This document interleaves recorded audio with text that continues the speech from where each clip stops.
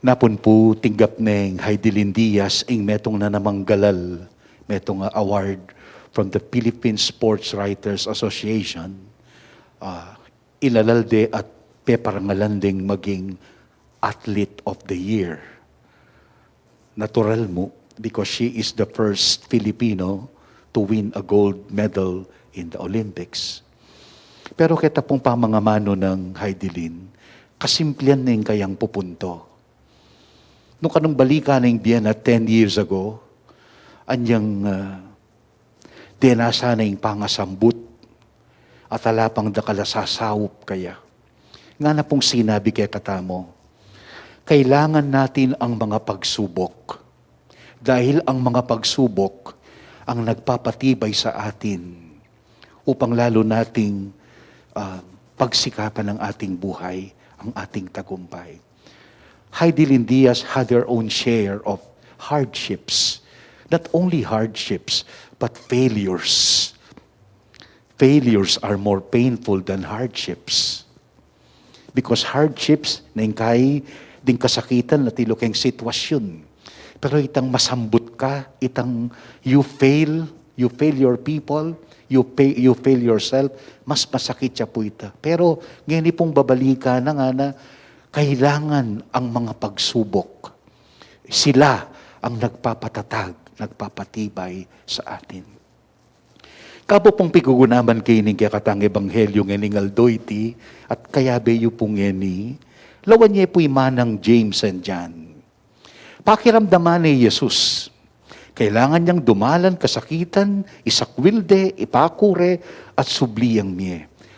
Alaya pong dimdam karetang minuna ng sinabing Jesus, ing mong dimdam na at kingkatlong aldo, subliyang miye. She heard nothing about pain, suffering, hardship. Ing mong buri ng damdaman itang kingkatlong aldo, magtagumpeya. O bata sabi tamo po iti, kaya ta mismong inawad na kang Jesus. Kaya ta mismong linapit na kang Jesus, ining imarariwan, James and John.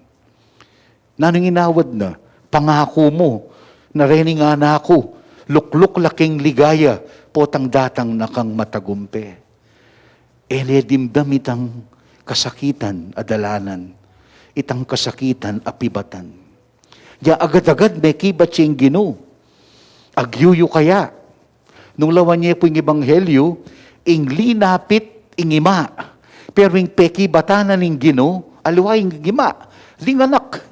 Uling baluta mo, imara, yamo ing peki sabyenda, to make the appeal to the Lord.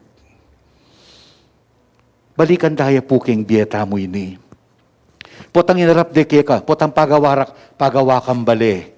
At ing kekang arkitekto ipalading kekang ing plano.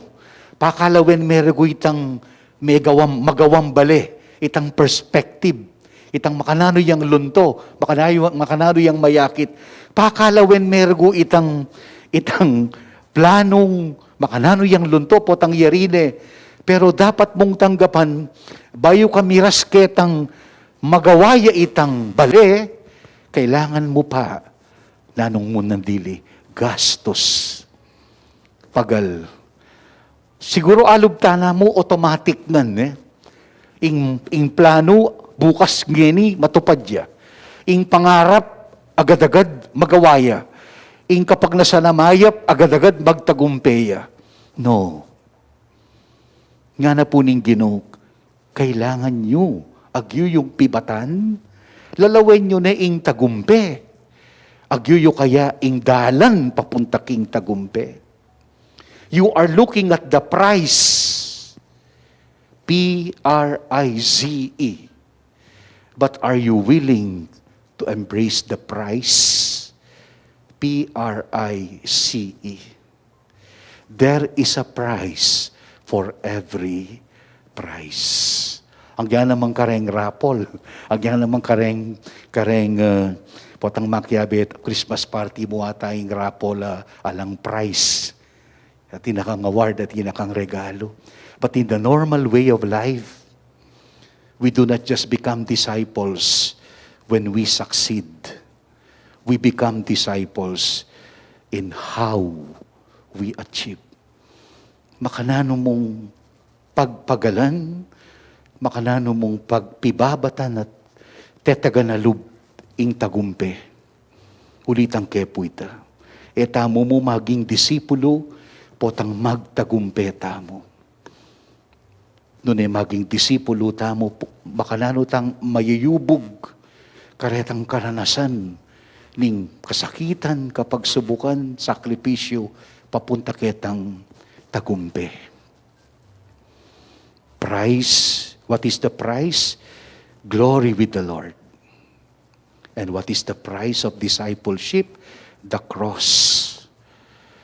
The cross. Iya puing dala ning tune at talanganggang tagumpe. Heidelin speaks with authority. She speaks with credibility. Uling bilang atleta, elaman makalingad kay katamo, ing delanan. Mayaping managumpe, basantinging managumpe, pero hingkutang king parala ng Yesus, king parala ng krus, itiyeng pakibatanda mo, galing aldo iti.